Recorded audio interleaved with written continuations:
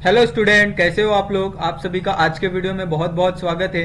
तो जैसा कि आप यहाँ पे आप देख रहे हो कि आज हम लोग स्टार्ट करने वाले हैं 11th क्लास का जो हमारा प्रैक्टिकल है। और ये जो प्रैक्टिकल है chemistry practical first experiment number 1 है, introduction to the apparatus use in the chemistry laboratory. तो आप यहाँ पे 10th के बाद अभी नए नए आए हो 11th के अंदर, तो यहाँ पे आपको अलग अलग चीजें साइंस के अंदर देखने को मिल रही है। जैसे केमिस्ट्री हो गया, आपको बॉटनी बायोलॉजी देखने को मिलेगा, फिर फिजिक्स देखने को मिलेगा, मैथ देखने को मिलेगा। ओके, लेकिन ये सब में आपको जो एक्सपेरिमेंट है वो अलग अलग देखने को मिलेंगे, यानी जैसा आपका 10th में था वैसा आपका यहाँ पे देखने को नहीं मिलेगा। तो यहाँ पे आप देखोगे तो आपको यहाँ पे बहुत सारे जो अलग अलग फोटो में आपको अलग अलग जो अपैरेटस दिखाई दे रहे हैं, ये सारे अपैरेटस आप आगे जाओगे तो आप यूज करते चलोगे। ठीक है, यानी यहाँ पे जितने अपैरेटस है आपको 11th में नहीं मिलेंगे, लेकिन जैसे जैसे आप 11th के बाद 12th में जाओगे, 12th के बाद अगर आप साइंस लेते हो तो ऐसे सब जो अपैरेटस है आपको देखने को और यूज करने को मिलते जाएंगे। ओके, तो यहाँ पे अगर हम लोग बात करें तो यहाँ पे अलग अलग अपैरेटस है। जैसे यहाँ पे रबर बल्ब का इस्तेमाल हम लोग पिपेट के लिए करते हैं, यानी अगर हमें सक करना होता है तो हम लोग मुंह से नहीं करते बल्कि इसका इस्तेमाल करके हम लोग सक करते हैं। ओके, इवापोरेटिंग डिश देखा होगा आपने, बीकर आपने 10th में भी देखा होगा, कोनिकल फ्लास्क भी आपने 10th में देखा होगा। फ्लोरेंस फ्लास्क, ये एक अलग तरीके का फ्लास्क होता है जिसका इस्तेमाल हम लोग किस में करते हैं, अगर हमें हीट करना होता है ना किसी भी प्रोडक्ट को, तो हम लोग इसका इस्तेमाल कर देते हैं। ओके, उसके बाद टेस्ट ट्यूब ब्रश, यानी अगर आप जो टेस्ट ट्यूब यूज करते हो, सपोज कभी कभी क्या होता है कि वो गंदा हो जाता है, तो गंदा हो जाने के बाद आपको किस तरह से उसको क्लीन करना है, तो हम लोग इसका इस्तेमाल करते हैं। ओके, उसके बाद अगर यहाँ पे नीचे देखोगे तो यहाँ पे आप देख सकते हो कि यहाँ पे आपको अलग अलग जो कोनिकल फ्लास्क है, यहाँ पे हमने टेस्ट ट्यूब देखा। उसके बाद ये मेजरिंग सिलेंडर, यहाँ पे आप देखोगे ना, यहाँ पे आपको नंबर लिखे होते हैं, 1 से 10, 20 का भी होता है, 5 का भी होता है। ठीक है, तो इस तरह से यहाँ पे ml के सिलेंडर आपको देखने को मिलेंगे। ये कंडेंसर है, कंडेंसर में आपका क्या होगा कि अगर यहाँ से आप अगर हॉट वाटर पास करते हो, ठीक है, तो यहाँ नहीं, यहाँ से अगर आप क्या करते हो, कूल वाटर पास करते हो, तो यहाँ से क्या हो जाएगा, ये जो वाटर यहाँ जाएगा वो बाहर आ जाएगा। और इस चीज को हम लोग कहाँ पे रखते हैं, हीटिंग के लिए रखते हैं। तो हीटिंग के लिए रखते हैं ताकि यहाँ से अगर हम लोग पानी डालें तो अंदर का जो भी सैंपल रहे वो कूल होता जाए और धीरे धीरे जो उसके अंदर वाटर कंडेंस हो रहा है वो हमें एक प्रोडक्ट के रूप में मिले। ओके, इसीलिए इसका इस्तेमाल हम लोग करते हैं। ये आपका ब्यूरेट हो गया, ब्यूरेट में हम लोग टाइट्रेशन में इसका इस्तेमाल करते हैं। ये वॉल्यूमेट्रिक पिपेट, यानी आप कोई भी अगर सॉल्यूशन पिपेट आउट करते हो 5 ml 10 ml, तो इसका इस्तेमाल करते हैं। ये ग्रेजुएटेड पिपेट, यानी इसके ऊपर आपको नंबर लिखे होते हैं कि अगर आपको 2 ml चाहिए तो 2 ml आप इसके अंदर नहीं ले सकते, आपको इसके लिए इसके अंदर लेना होगा। थर्मामीटर आपने देखा होगा। ओके, ये आपका रबर कॉर्क होता है जिसका इस्तेमाल हम लोग बंद करने के लिए करते हैं।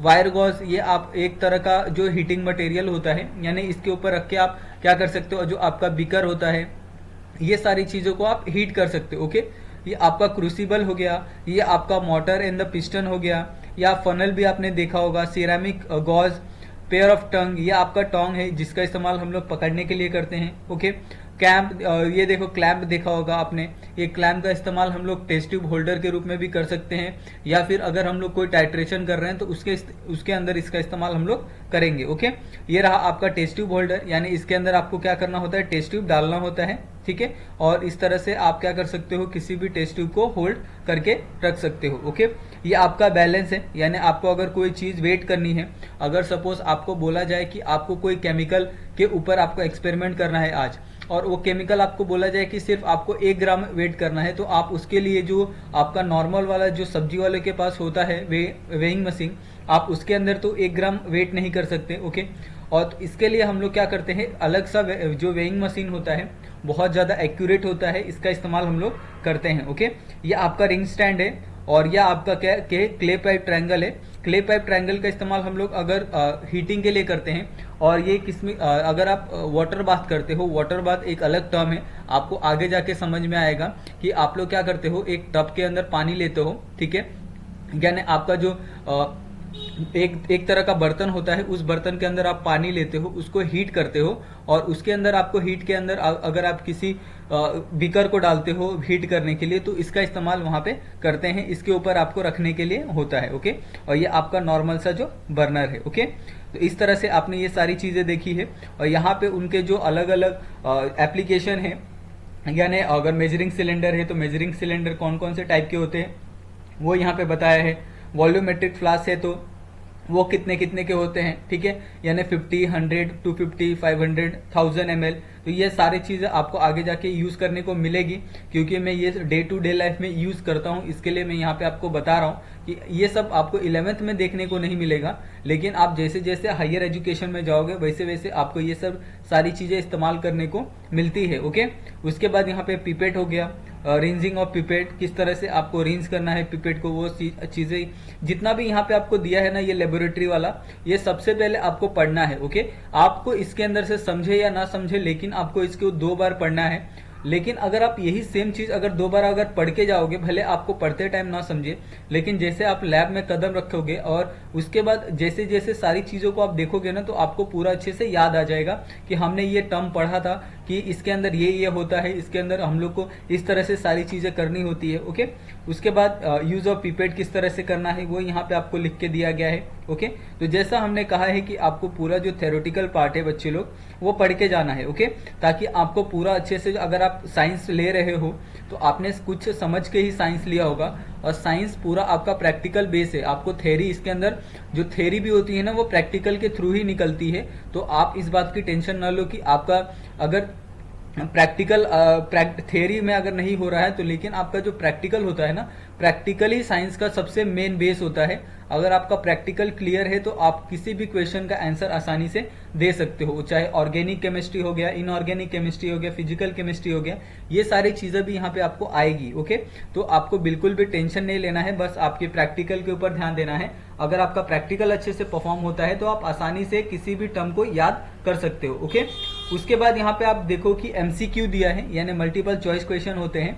तो इसके अंदर हमने बहुत अच्छे तरीके से इसको मार्क करके दिया है, ताकि आप जब आंसर लिखो तो आप इसको एक बार पढ़ो, ठीक है, कि जो भी क्वेश्चन दिया है उसको आप एक बार पढ़ो, और उसकी जगह जो आंसर आया है वो अपने जो लेबोरेटरी जाते हो, आप लोग लैब में जाते हो, तो वहां पे अप्लाई करो कि हम लोग ने ये टर्म पढ़ा था, इसके अंदर ये चीज आई है, ये किस तरह से काम करती है, वो एक बार आप टीचर से पूछो, आप नेट पे सर्च करो, ठीक है, क्योंकि आपने साइंस ले लिया है। आप इसके बाद अगर आप चाहोगे कि मैं वापस जाके 10th के बाद सोचूं कि मुझे कॉमर्स लेना है, तो ऐसा बिल्कुल नहीं होगा। आपको साइंस के अंदर ही आपको 2 साल पढ़ना होगा।